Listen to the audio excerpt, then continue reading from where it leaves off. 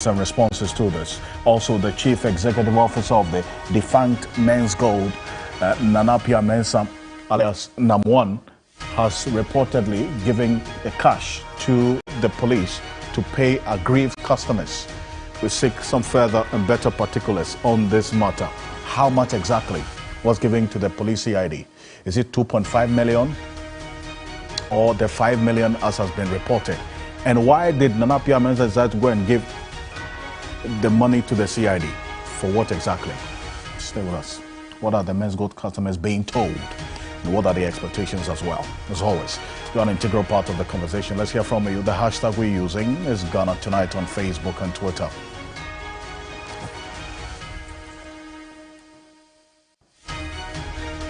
Let's settle for Ghana Briefs.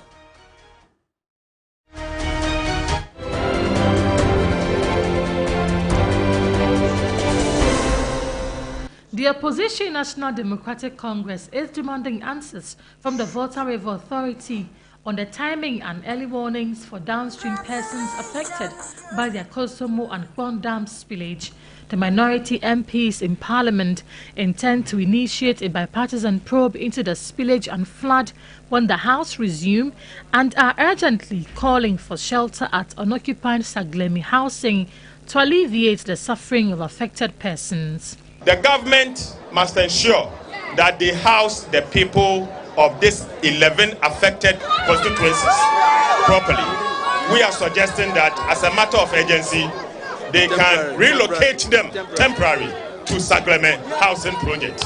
We are disappointed in the Volta River Authority. We believe that their conduct has not been good enough. They have not engaged the communities, and we in the NDC, particularly in Parliament, will investigate this matter.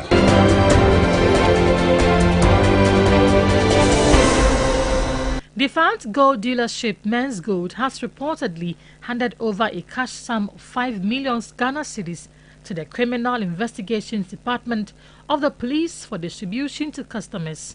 The money is part payment of customers' locked-up funds.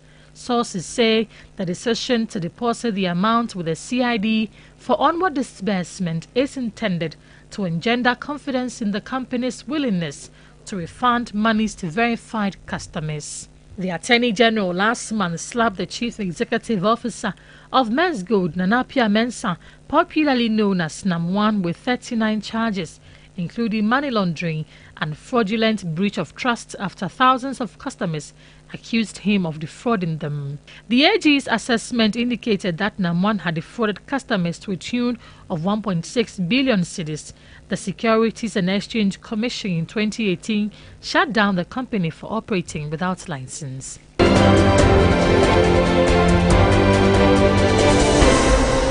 Security has been beefed up at Adabraka and Pankrono in the Ashanti region to prevent a potential reprisal attack following a communal conflict involving two youth groups which left one person dead. Since I came to Pankrono, or since I stayed here, it has been going on. Pankrono and Adabraka, Pankrono and Tafo, it has been going on.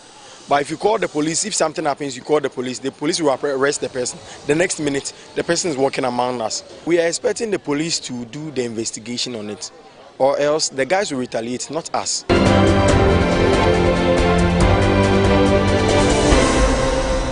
Residents and commercial transport operators along the old Barrier Kaswa toll booth have protested the poor condition of that section of the highway, demanding urgent repairs.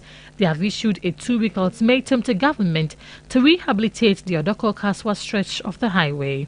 By this petition, we demand for an urgent fixture of the Kaswa Highway now. Mr. President, Nana Addo Dankwa Akufo-Addo and his entire team, as you are aware, the economic contribution of this road to this country can never be underestimated as it connects several West African countries.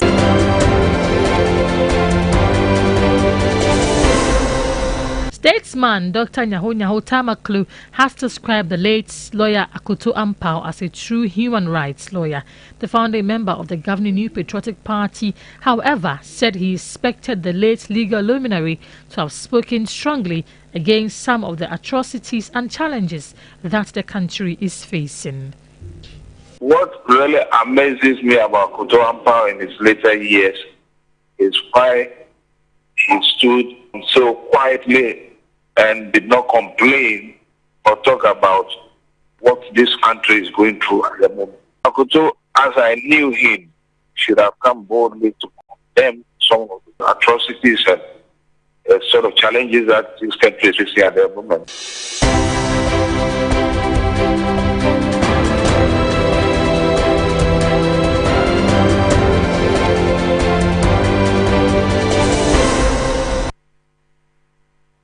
Well, there's more news on 3news.com. Make some time and visit 3news.com. Coming up next here on Ghana Tonight, a contractor in the Pusiga district in the Upper East region stormed a basic school, sacked the pupils from their classroom, and locked up the classroom over what he says is a failure of government to pay him after completing the project. We're getting to the details of this bizarre situation, and let's put it on record that this is not the first time something like this is happening. We've had a number of cases where contractors who were engaged by government to go and build a school decide that because they've not been paid, they go lock up the school, or even sometimes the school buildings are completed and not opened for use by the pupils. What's happening, really? So let's put it on the screen right now. The Buyanatinga Primary School in the Pusiga district of the Upper East region, where this incident happened sometime yesterday. Now, take a look at this and what's been happening over the period and the exact situation that they were. In fact, the contractor of the school went there to sack the students and to lock up the school over unpaid monies. Now, this, we understand, happened on Monday, October 16th. So between Monday and now, the school has been under lock and key. And these pupils are at home. The pupils of this school, they are at home because of what's happened. But really, the district chief executive of Pusiga was asked exactly what the situation is and whether he, as a DCE, knows about this. Zubairu Abdullahi, he's refuted the claims of the contractor, claiming that the act, he, among other things, says that the man who locked up the place is not the contractor. Now, let's hear from the DC.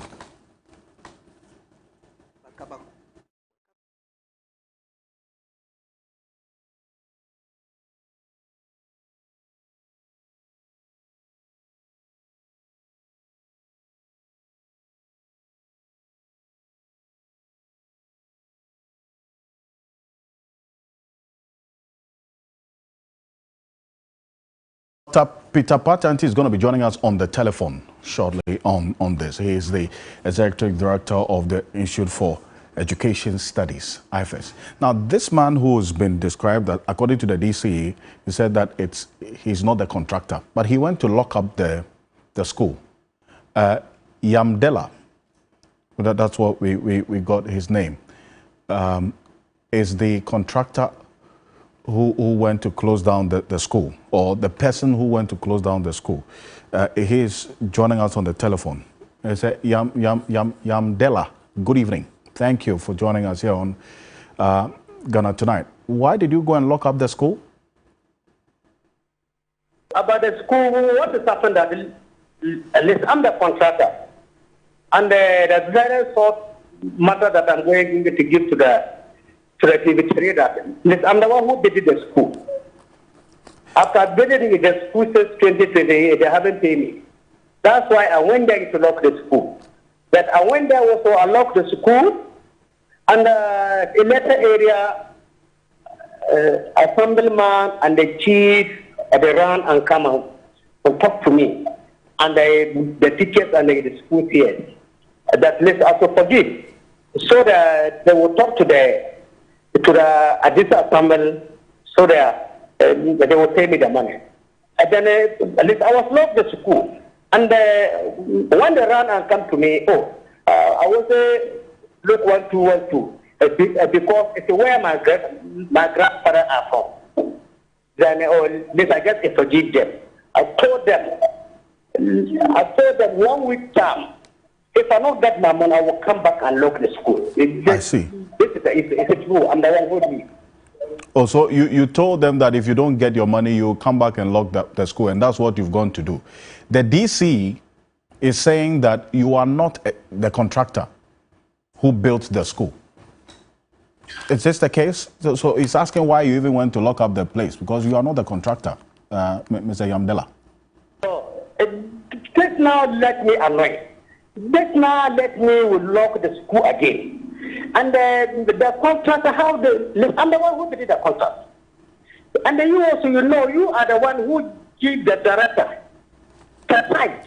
And the contract was abide from another company. And the company was presenting the this assembly. I'm the one who committed the school to the lesser area assemblyman at Kurukutum. And the Kurukutum also hand over to the education. And the education hand over to additional assembly. I'm the one who committed the school to them. And they are now telling me that you don't know that I'm a contractor. This will let me annoy now. So the way that people talk to me, I'm waiting to see if it is because of the DC. But this time, I will lock the school back. And it's because of the way education of they called me, they told me, and the court meter director went there, and the court meter director told me they will pay the money. That is because of the DC.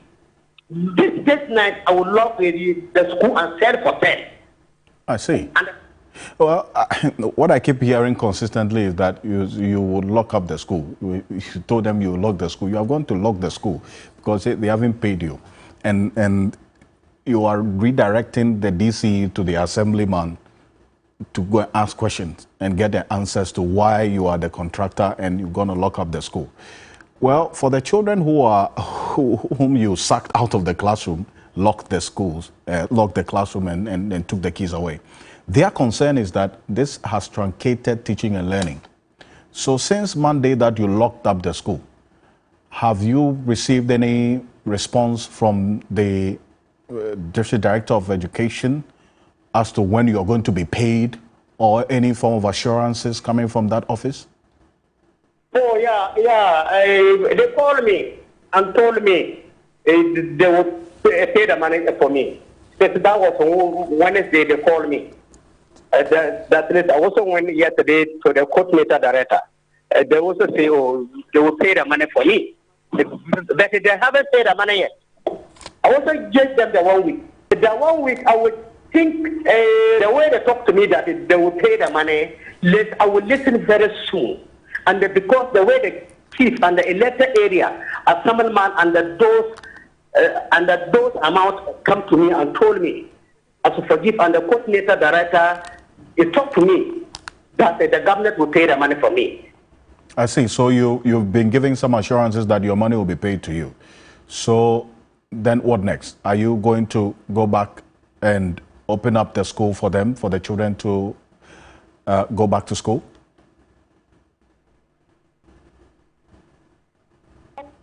And listen, look, if I don't get the money back, I will go back and lock in the school forever.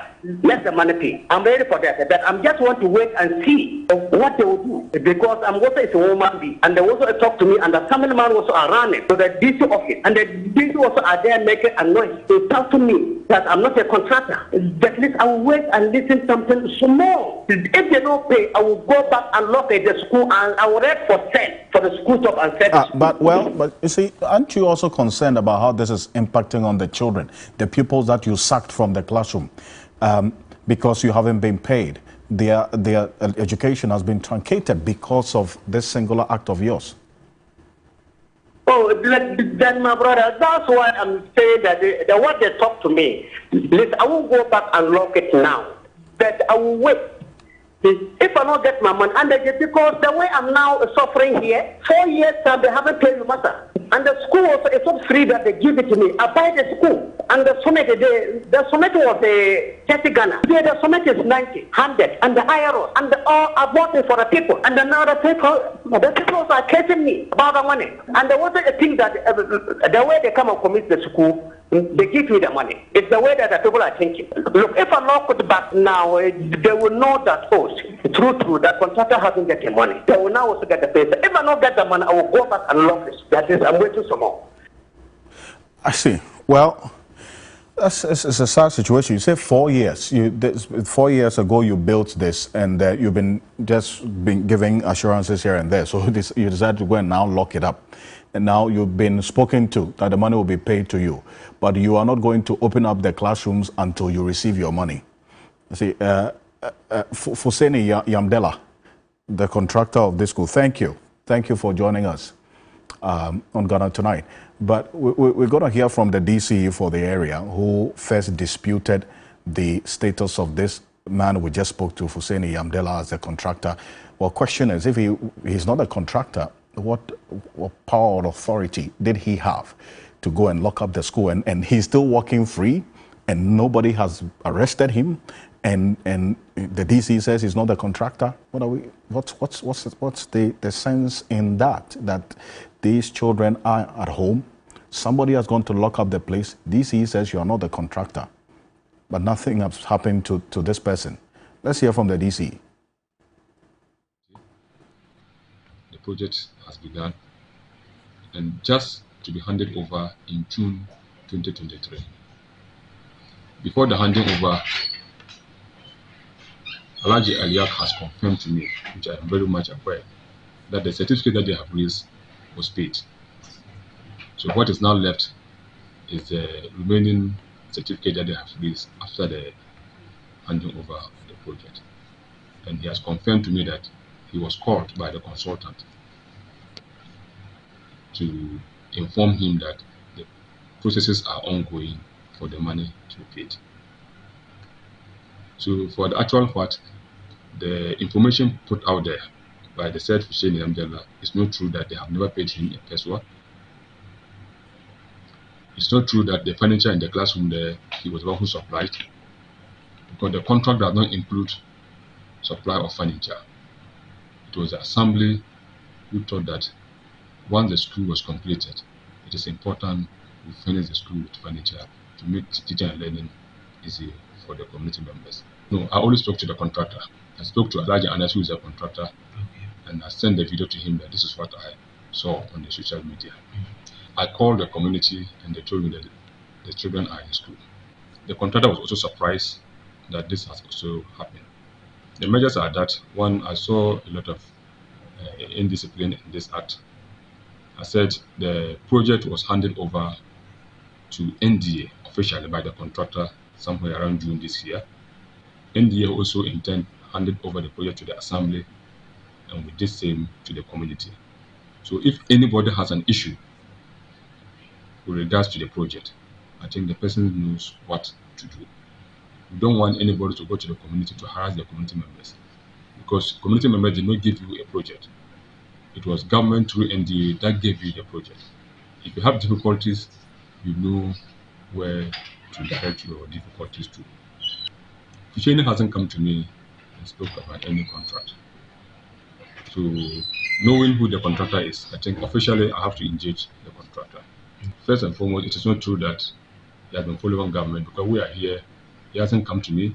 I've conferred for the NDA people. He hasn't gone to NDA. I've spoken to the contractor, who is even supposed to receive the payment. The contractor told me he hasn't spoken to him. So I don't. Well, so that's the DC there. From since Monday after Tuesday and Wednesday, we understand due to the interventions by some opinion leaders in the area, the school was temporarily opened. But the contractor has also threatened, as you just heard, that he would go back and close the school down next week, Monday or Tuesday, if he doesn't receive his money. Dr. Peter Patente, Executive Director of the Institute for Education Studies, I thank you so much for joining us here on Ghana Tonight. I mean, this is not the first time something of this sort is happening, is it? But it's either the school building is completed, contractor is not paid, and so he keeps it under lock and key until he is paid, and then these children who are supposed to enjoy this facility struggle or suffer. In this case, the contractor says, I'm not paid, so get out of their classrooms and lock it up until I'm paid. What has to be done in these instances?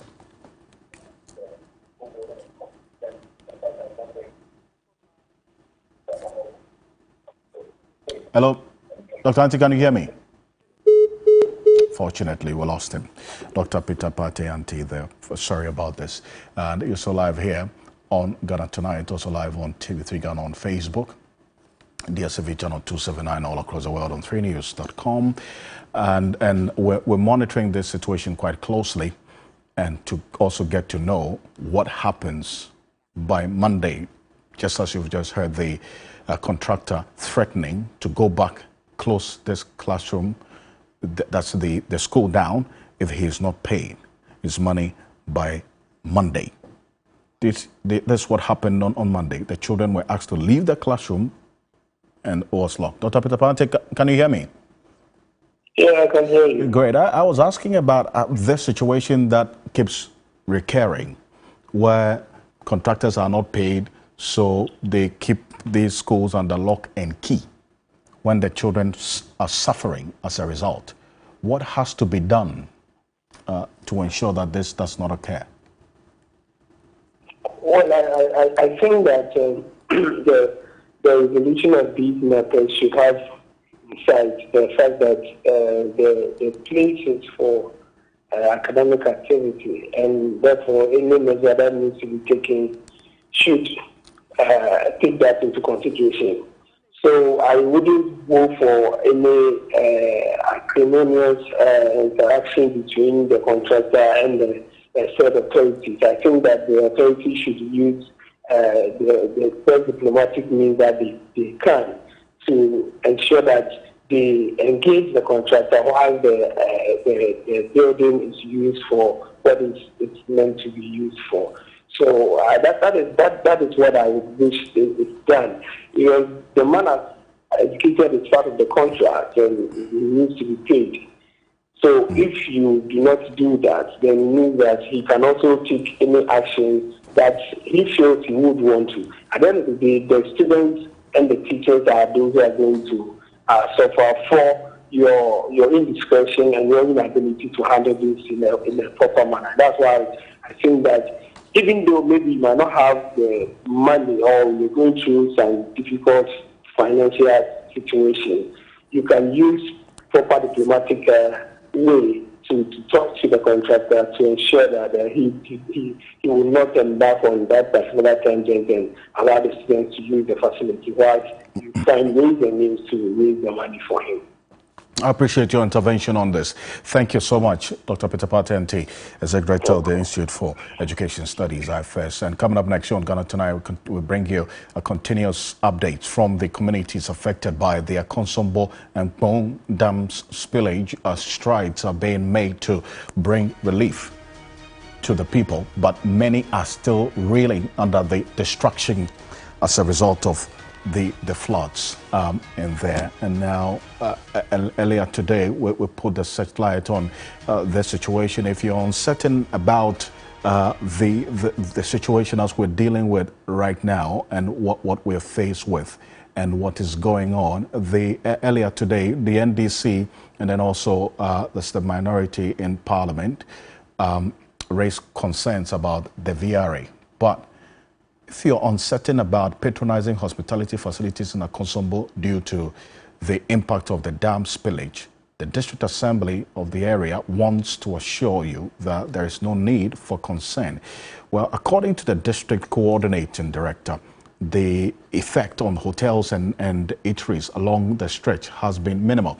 What you're seeing there are videos of some of these hotels and also the hospitality centers that have been affected seriously as a result of this spillage of the excess water from the Akonsombo Dam. And they are not left out of the impact that we're talking about. Now, earlier in the day, the minority, together with the NDC leadership, Johnson Esiedun Ketia, was in the area, and they also ask questions of the Water River Authority. Take a look. And we'll hear from Johnson Esiedun Ketia shortly, and also the minority of the NDC. Let's hear from Johnson Esiedun Ketia. Squarely. Take a look. This is not the first time the dam is being opened for water to spill. We must ask, how come that in all the previous years that we have had cause to spill water, the effect has not been this devastating? There are questions that we should ask.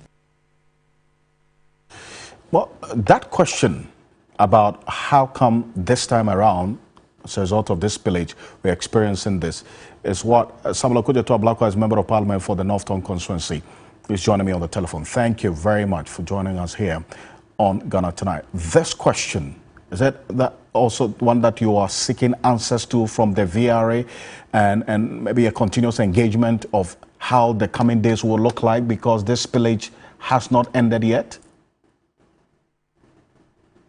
The Water River Authority, if they had done their work well, should not have spilled in the manner they did. If they were taking their warnings, the meteorological forecast seriously, they should have done this gradually, not waiting to the last minute, because we all know that the water levels don't just rise in a second. And they waited for the levels to be so high, and then they just gushed out the water. And I mean, as though they were on a mission to commit mass murder. You have a situation where even when they decided to open their valve and discharge the water, they didn't engage community leaders. As I speak to you as a member of parliament, nobody engaged me from the VRA. Can you believe that? Nobody, not a phone call, not a letter, no conversation that we are going to open the valve. Even just give us even 10-minute notice. We have local radios, we have public information centers. We'll at least inform our people immediately, and as many who hear the news will move, evacuate, have their precious items saved. They didn't do that. So the negligence is on a number of fronts. Waiting to the last hour to spill in a manner as though you want to commit mass murder. And then even after you have been so negligent and you wait to the last hour and you are about to spill, you don't even tell us, so we evacuate. All they did was to issue a statement on September 12 and said they are going to do control spilling, so people should be on their alert. What is the meaning of that? They are going to do control spilling. You are the only ones who knew that this was going to be a spilling like no other, a discharge in an unprecedented manner. Large volumes of water going to be discharged, and you knew the havoc that it will cause, and you didn't. You did not inform us. And as we speak, the VRA is not telling us what their plans are for resettlement. They are not telling us what they have done for compensation. How are they going to compensate people who have lost everything? I mean, just put yourself in the shoes of my people. Just in a second, and you've lost everything you've ever worked for. Your entire home, all your valuables, your savings, money under your bed, your jewelry, your gadgets, everything. Cars in your house, your shop, your farm, your fish pond, everything. Gone. Look, no wonder the Ghana Medical Association team here with us, they have told us that they need to do more psychological therapy because so many people are moving into depression. They are so traumatized. And look, there is absolutely no way people at VRA are going to get away with it. That is why our draft motion is ready. When the House resumes, we'll file that motion. We will demand a full-blown parliamentary inquiry. It must be public. It will be telecast live. The whole world should know. All those officials who engage in this negligence, we want to see them. We want to know what will happen to them. And then after that, we demand full compensation. People shouldn't think that they are going to destroy people's lives, destroy people's livelihoods, and they'll get away with it. Elsewhere, On that question of compensation, not much has been said. In fact, I haven't heard anything about compensation for the people who have lost property as a result of this uncontrolled spillage, and which has caused this level of devastation that we're seeing. I don't know if you have heard any, or you have had any assurances of compensation to the people who have been affected, for 22,000 of them that we're hearing. So if nothing has been done, what are you going to do in your capacity as a member of parliament to get answers to the question about whether there's going to be compensation for these people at all? We are livid that you've destroyed so many people's lives and nobody is even giving assurance. At least that assurance will help to heal the people in the camps putting up in very ramshackle schools built for day education. They are not boarding houses, and yet suddenly they are converted to residential accommodation. No washrooms, no places of convenience. I mean, just imagine. I mean, you have your own home, your comfort zone, what you have built over the years. Then suddenly you are cramped in a classroom. And that's where you must be day and night. And nobody is telling them that, look, we are at least taking inventory, we are collecting data, we are going to make sure that your valuables that have been lost are replaced. So we will have that conversation. No matter how uncomfortable some people will feel, we must have that conversation, because their discomfort can nowhere rival the trauma that they have put people through, the destruction that they put people through. Look, it is a miracle that people didn't die, and I always credit the youth, young people who volunteered, refused to sleep, day and night, carrying the vulnerable, the aged children onto higher ground, moving them from harm's way. It is just our community spirit. There was no VRA official here, no NADMO here. It was as if VRA was on a mission to commit mass murder. So we will demand that compensation. And I can confirm to you, Alfred, that we have already put our lawyers on standby. Our lawyers have told us that we should gather enough evidence as possible, make sure that all those whose properties have been destroyed, we document them. And we are doing that. We have the before and after pictures. We have the house numbers. The houses that are collapsing, we have, fortunately, some of them are collapsing right before our very eyes. So we have video footage. We are putting the evidence together. And if the VRA and the government does not assure that there's going to be compensation, we will go to court. We'll demand class action, no matter how long it will take. Alfred, look, all the ordeal we are going through, all the trauma we are going through, it will come to vain if we do not ensure that, because to me, even more importantly, is the institutional reforms that must take place, the lessons that must be learned, so that this does not recur. Indeed, that's the most important aspect of the conversation as well, because we understand that this spillage is going to continue, and the VRA hasn't given a clear indication of when it would end. But thank you very much for joining us. I know you have to run into meetings. We understand that it's ongoing as a result of this situation in your constituency. So thank you for taking the time out to talk to us. Samuel Okudzeto Ablakwa is Member of Parliament for the North Tongue constituency.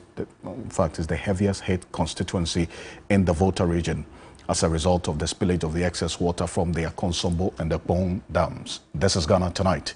We'll keep an eye on that. But coming up next, the University of Ghana branch of the University Teachers Association of Ghana, UTAG-UG, has condemned comments by the National Security Minister, Albert Kandapa, to the effect that individuals in academia, civil society, and the media are inciting a coup in Ghana.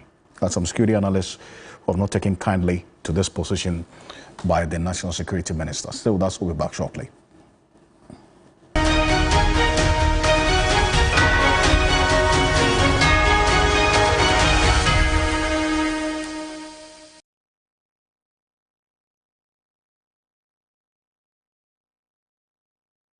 Gentlemen, we're going to demonstrate to you the superior properties of Flamingo paint.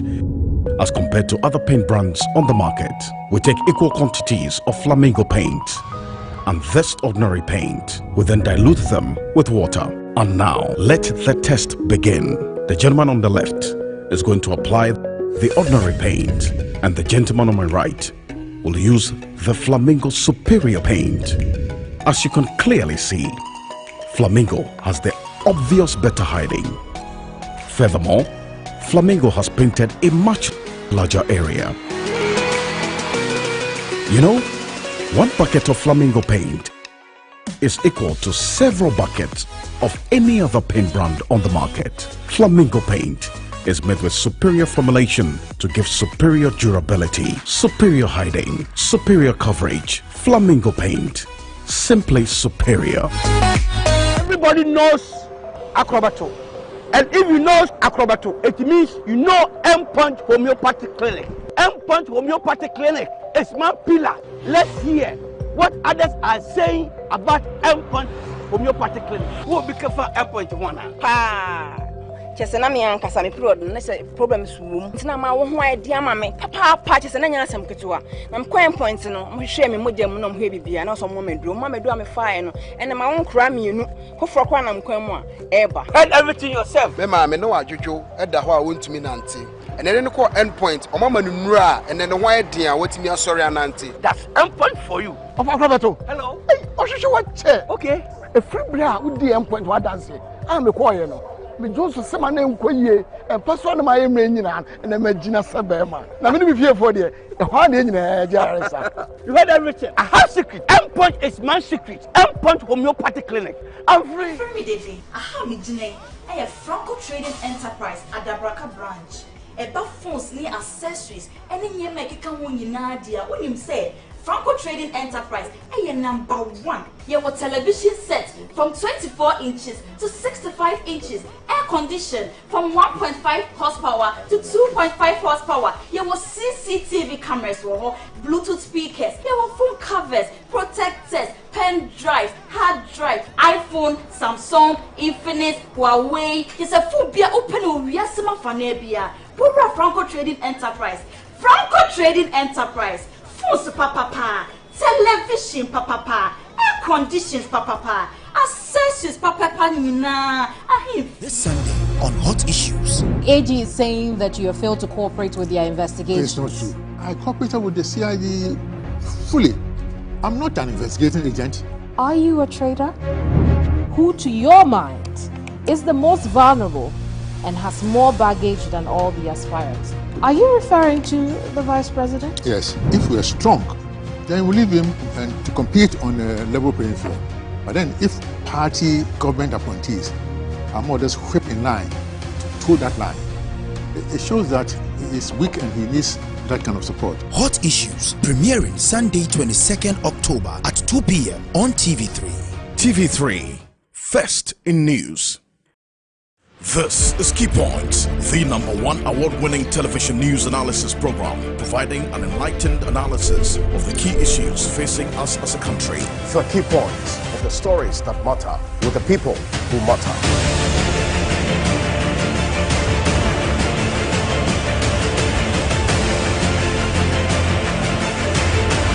This is Key Points, the #1 award-winning television news analysis program. Every Saturday, 7 a.m. to 10 a.m. on TV3 and on Free FM 92.7. TV3, first in news.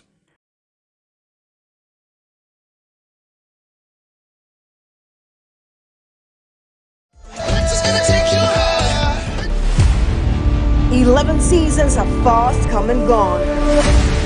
11 winners have emerged. 11 triumphant victories celebrated and remembered in history for a long time. Now the 12th season has arrived. Talents have come to prove their worth in music. Don't let me cheat on you. Oh, my baby, you're a queen. Never be you.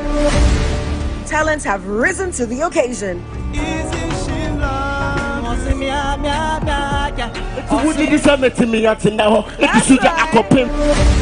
It is time to unveil the new batch of extraordinary musical geniuses for Mentor Season 12. Catch the Mentor Season 12 unveiling show live at 8 p.m. on TV3. High five, can you do that laugh for me one more time?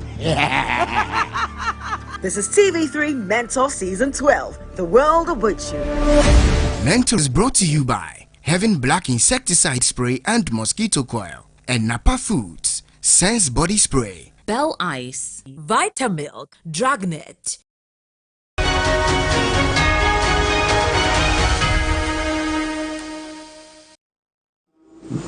Jamfi and another versus Bedu. 1963, 2 Ghana law reports, 596. The Supreme Court, Koram Sarkodie Ado, Olenu, and Blay JJSC. Speaking through Olenu JSC, Ozel, at page 597 as follows. The plaintiff could not have called any of the other eyewitnesses because they were the very people against whom he was litigating his title. And it would be nothing but madness for a party to assume to rely on his opponents to prove his case. My lords, we rest our case. Mr. Akutompa, I think you have to change your wig. It has lost its identity as a wig. My lord, it gives it unique identity.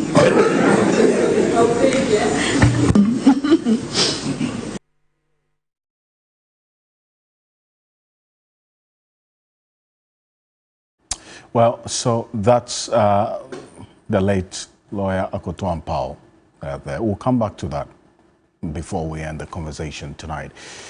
But the association of the University of Ghana branch of UTAG is saying that the ministers, that's the National Security Minister's comments, amount to an attempt to gag the public from exercising their right to free speech, especially when he made the claim without providing any evidence.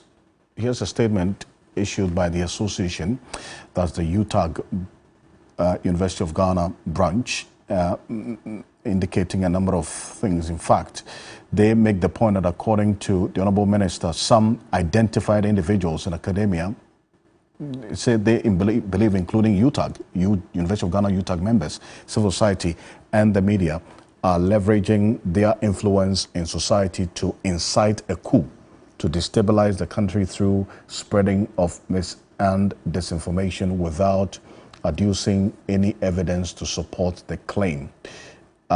They take a serious exception to the minister's statement and condemn it in no uncertain terms, as it has the tendency to gag the expression of dissenting opinion on what government does with the judiciary, or that's a fiduciary trust reposed in it. And they raised some serious dissenting views about Kandapa's position on this. Let's hear from Kandapa and exactly what he said. And we'll have Adib Sani, a security analyst, joining us. Take a look. In academia, civil society, and the media, you must have observed, have been propagating false narratives in support of a coup or military rule.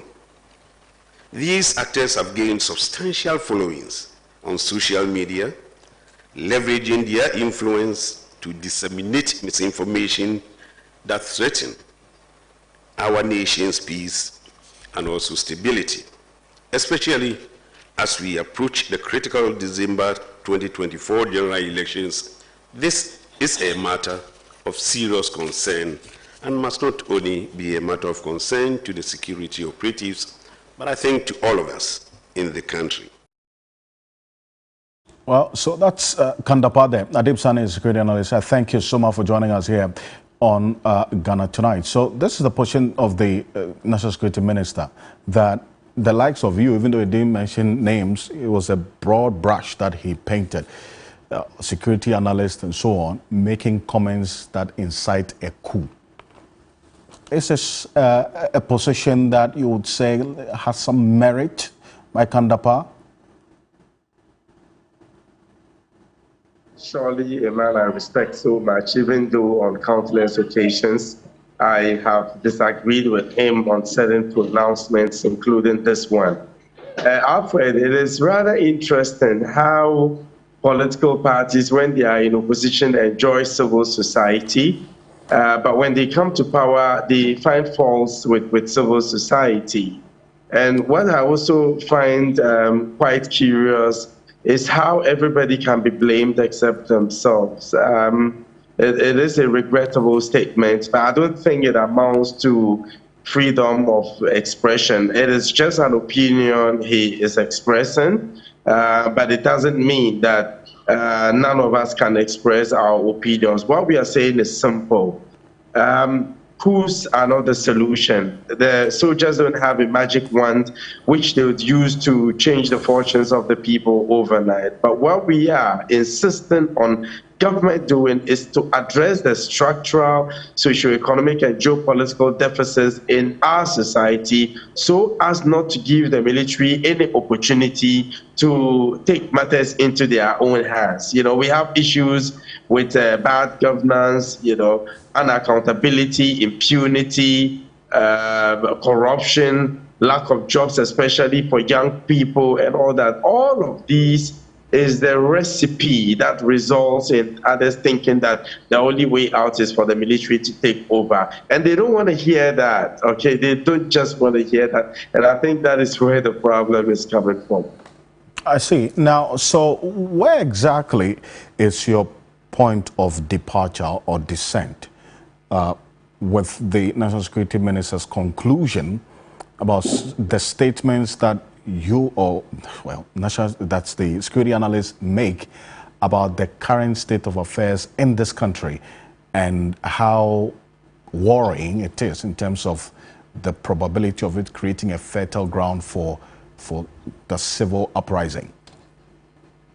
Alfred, we enter the trotros, we sit in the taxis, we relate with the people on daily basis. And if you hear what some of them have to say, it doesn't take me to go to maybe speak with a taxi driver about the need for anything to happen in Ghana. They feel it, they know it, okay? If you hear the kind of things people have to say about what is going there, it is worrying. And so government should be happy that some of us have taken the trouble to draw their attention to what the people are saying and the issues we think could be a recipe for disaster. I think sometimes they just don't want to hear that, okay? But that is the truth on the ground. So if the National Security Minister is saying that there are some individuals who have engaged in misinformation and disinformation, it's against the law. We have the criminal code, we have the new cybersecurity law and all that. So why don't we prosecute these people if really we think what they're doing is inconsistent with the laws? I think this is just a statement not based on any hard, solid facts. And we need to learn to listen to civil society. And if we don't speak, and one day something happened, I'm sure Alfred would be the first to ask, what did you do about the situation during the times things were not, going well? So I think it is incumbent on us to get politicians to do the right thing. And for us at the JetK Center, we've always indicated that there's a need for human security to be upheld as a comprehensive framework to address the myriad of emerging security issues we've been confronted with, not just within Ghana, but the wider West African sub-region. And surely youth employment is one of it. Okay. Adibsani, I appreciate your time. Thank you very much. He's a security analyst. This is Ghana Tonight. Coming up next, we speak to close associates of private legal practitioner and human rights activist, the late lawyer Anthony Akoto-Ampao, popularly known as Sheshe, on the fondest memories they have of him. A man that many got to know during his period of representing the now President Kufuor in 2020 during that presidential elections petition. And then also in 2013, he was part of the legal team for the New Patriotic Party in that particular election petition case as well. But a founding member of the governing New Patriotic Party, Dr. Nyaho Tamaklo, is someone who was closely associated with the late Anthony Akoto-Ampao. He's joining us on Zoom. Thank you so much for your time, Dr. Nyaho Tamaklo, staying up to connect with us. You knew the late Akoto Ampah much closer than many people. Having done a lot of things side by side him, for instance, in the Kumi Preko struggle. What are your fond memories of him?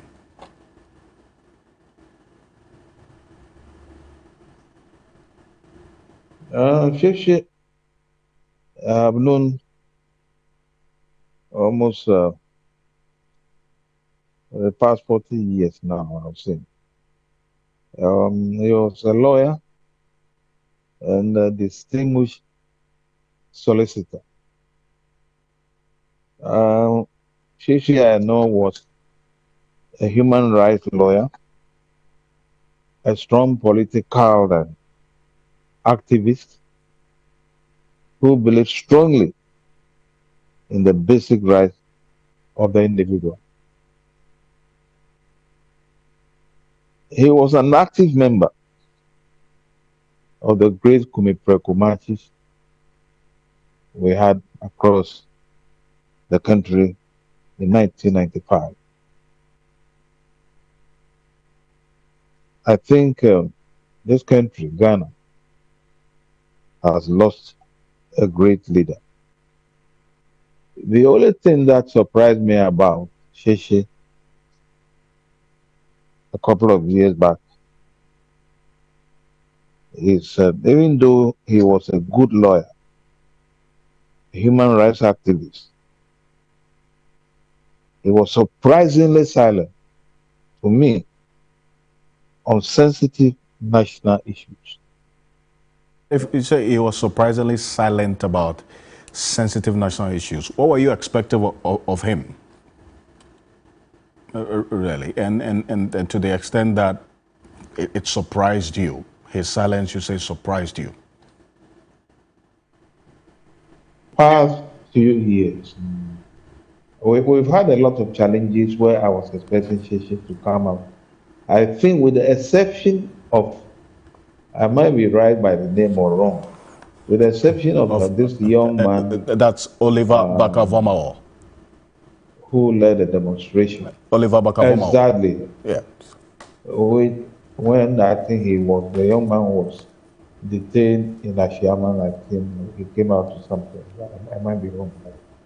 Apart from that, Sheshe, to me, surprisingly, have been silent for a couple of years now, which I don't understand. And when it comes to human rights, and as a human rights activist, in the previous years, he was very active. He was very active. And as I said earlier on, he did that without discrimination. I say, but so you were expecting him to be very outspoken and also critical of issues happening in this administration or during the tenure of President Kufuor, as you have been very critical about over the period and outspoken about it? Of course, definitely. No, he's running the way.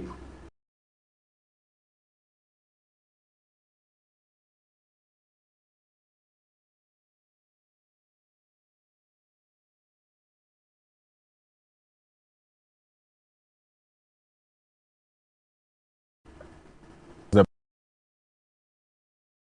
president's lawyer.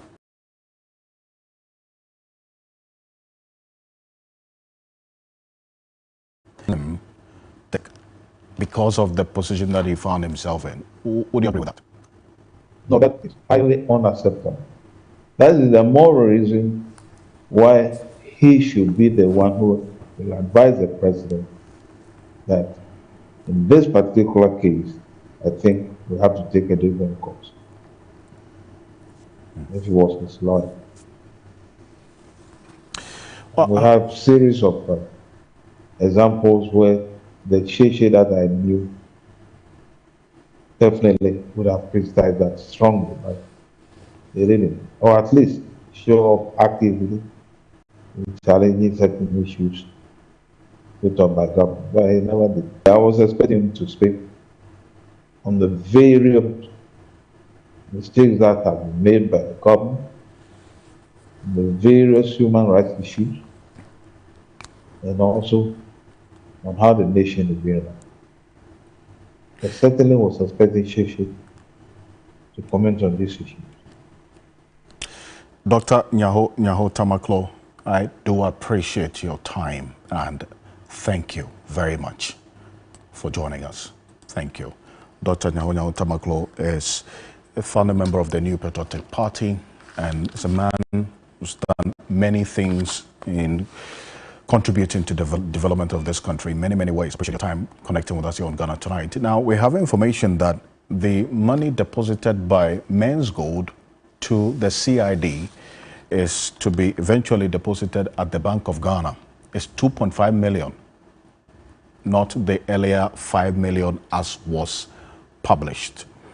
This is according to the aggrieved customers of Men's Gold, that the information they have is that 2.5 million has been deposited at the CID and not the 5 million that some persons closely associated with Men's Gold had earlier publicized. So that's the information on what's happening with Men's Gold and the money deposited at the CID. Thank you so much for staying with us here on Ghana Tonight. Join me tomorrow morning on Key Point together with my guests as we talk about the key issues of concern to you, the Ghanaian people, from 7 a.m. to 10 a.m.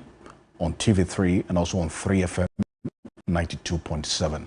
I am Alfred Ocansey. Have a great weekend.